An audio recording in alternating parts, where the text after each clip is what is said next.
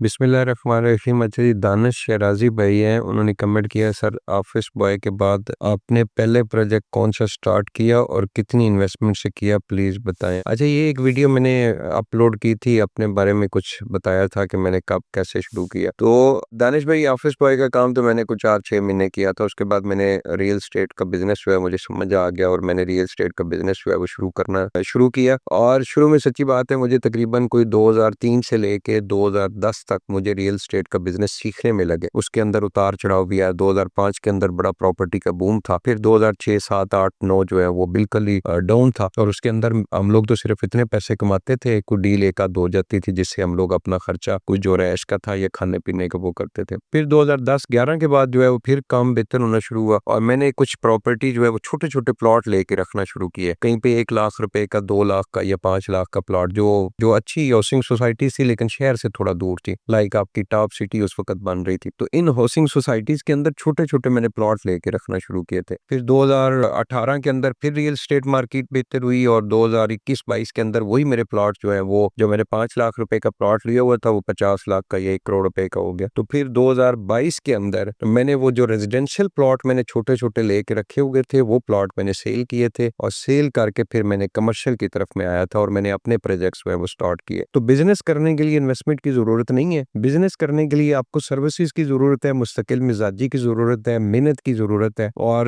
सही रगड़ा खाने वाली मेहनत की जरूरत है। कोई भी बिजनेस है उसको पहले सीखें, फिर उसके अंदर 5, 7, 10 साल लगाएं, थोड़ी थोड़ी बचत करके रखें, फिर आने वाले टाइम में अपने आप को प्रोजेक्ट शुरू कर सकते हैं। स्टार्ट के अंदर ही आप कहें कि ऑफिस बॉय से डायरेक्ट कोई बंदा हाई राइज बिल्डिंग बनाए, तो ऐसा होता नहीं है, टाइम लगता है। मुझे अभी रियल एस्टेट सेक्टर के अंदर 23 साल का टाइम हो गया।